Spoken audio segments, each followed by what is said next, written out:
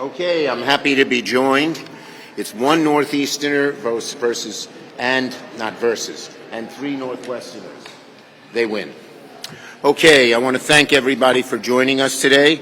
Special thanks to the trio from the Northwest, great senators all, Wyden, Cantwell, and Merkley. Now look, last week, President Trump revealed the first look at what's to come in his skinny budget. Trump's budget is a gut punch to American families. They want to cut almost a quarter of all domestic programs that Americans rely on: health care, education, public safety, veterans. The budget is proof positive that the emperor has no clothes.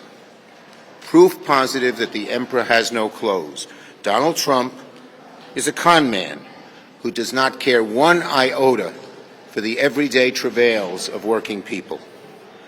But few things crystallize Trump's 2.0 as much as Republicans' signature bill: a massive tax break for billionaires, paid for by the middle class by the biggest cuts that Medicaid has ever seen. Reality is now coming back to bite our Republican colleagues. Now they had to reveal who they really are. None of the language, none of the deceptions, none of the vague language, none of the "oh, I care." Now they have their budget, and they're at total loggerheads about how to move forward, because the American people see what they're doing and they don't like it. There is zero disagreement, of course, among Republicans when it comes to the big goal: big tax breaks for the wealthy. Where Republicans do disagree is how to screw working Americans, whether it's by Medicaid or SNAP or other programs that American folks rely on. Why do Republicans face such a conundrum where they're so at odds with one another? Why are they fighting and why are we unified? Because nobody likes their proposals. Very few people, a lot of rich people in the Trump administration, not even a lot, a handful. But people don't like what they're doing and they try to hide from it. The backlash Republicans are getting from the public should serve as a warning to our colleagues on the other side. If they proceed with their agenda, the political outcry will be enormous. Two quick other subjects. It's National Small Business Week. Our Republicans are touting it. We all know that small businesses are the backbone of our economy. Yet, right now, they're bending over backward to make ends meet because of Trump and Senate Republicans' tariffs. Right now, 72% of small businesses say erratic tariff policies create a whiplash effect on them. They can't plan. They can't make long-term decisions. They don't have the cushion big businesses have. So they're hurting. 81% of small businesses said thanks to Trump's tariff tax, they'd be forced to raise prices for consumers, and many indicated they would. So instead of the Republicans just saying, hey, it's Small Business Week, and screwing small businesses are the backbone of our country. It's time for Senate Republicans to grow a backbone and oppose Trump's tariffs and support our legislation that says small businesses don't pay tariffs. And one more point. In a disgraceful moment, the Republicans voted to confirm Bisignano as Social Security Administrator. This is putting a fox in the henhouse. Bisignano is slash and burn. And the Republicans don't want to say directly that they want to kill Social Security, so they strangle it. There's no better strangler of any program than slash and burn Bisignano. What the Republicans did is a disgrace, and politically, nobody's going to like what they did. Senator Wyden.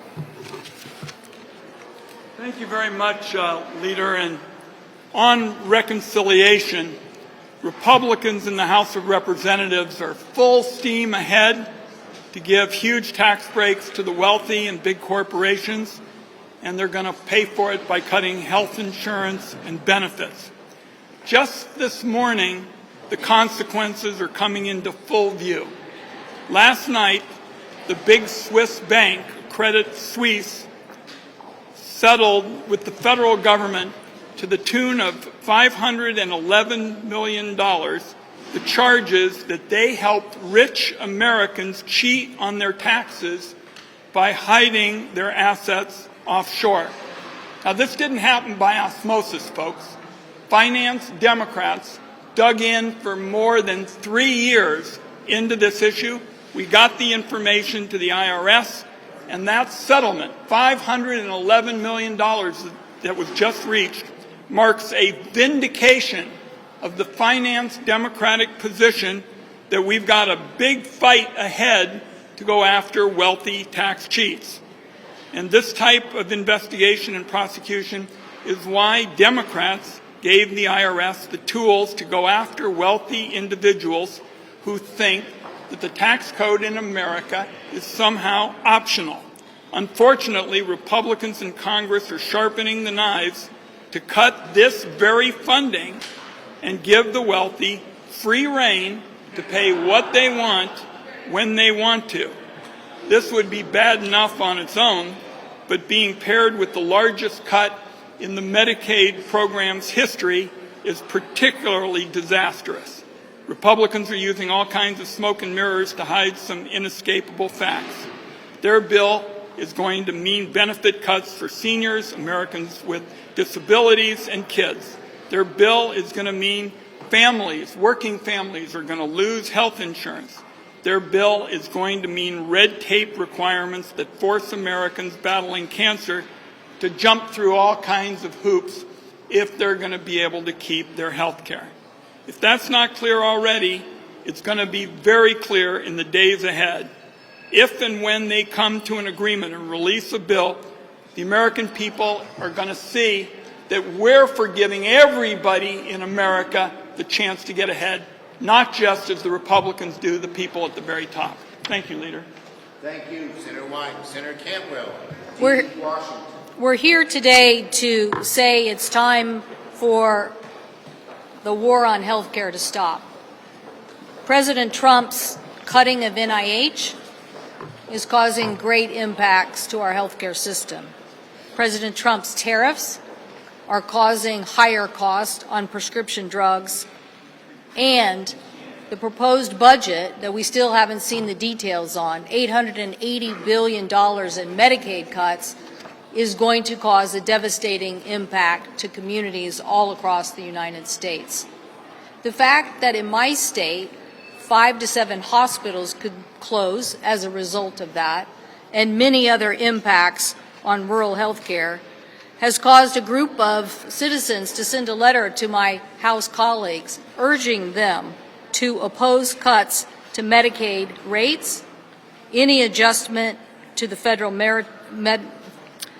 medical assistance program, or direct Medicaid payment programs. Who are these people?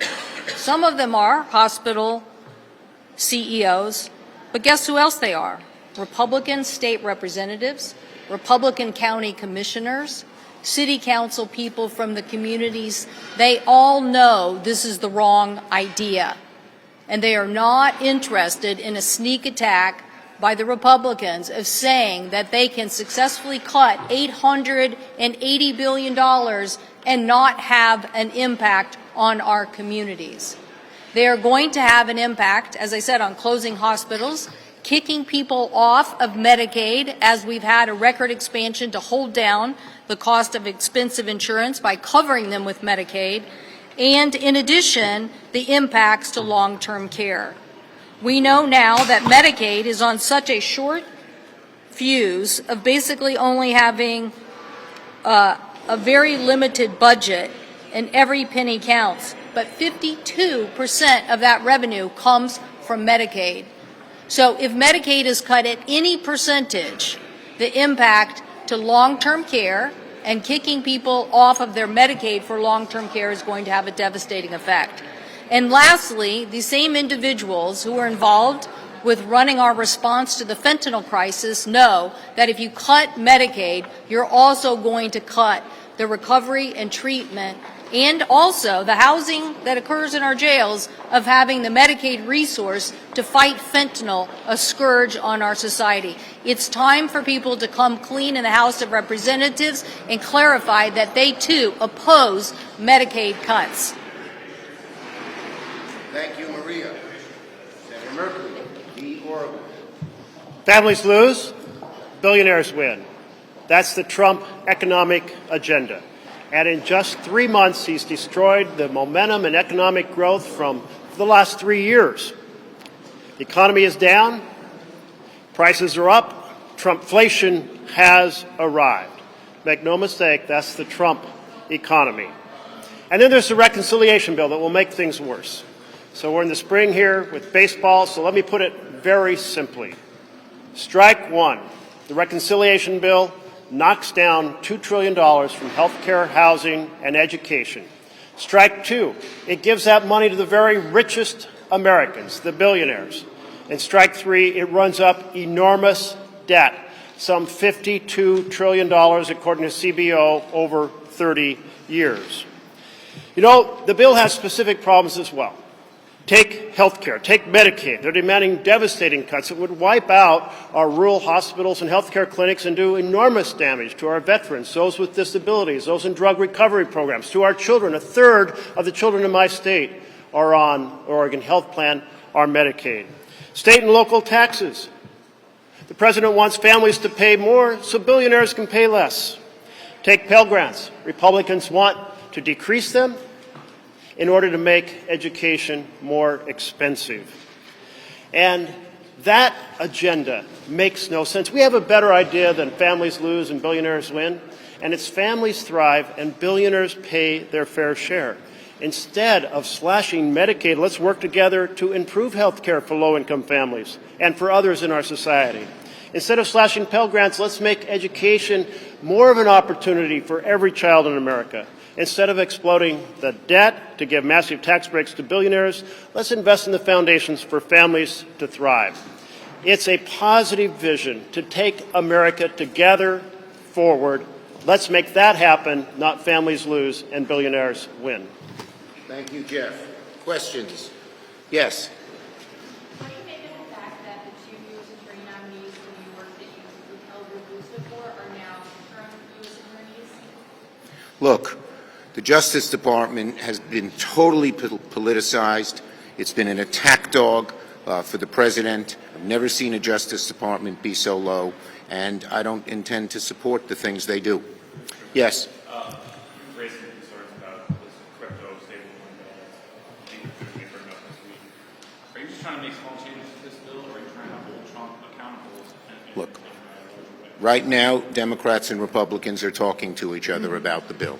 Yes. Senator Schumer, President Trump over the weekend said part of the problem with giving due process to people who are being deported is that there are so many illegal immigrants in the country. He said there'd be 2 to 3 million trials.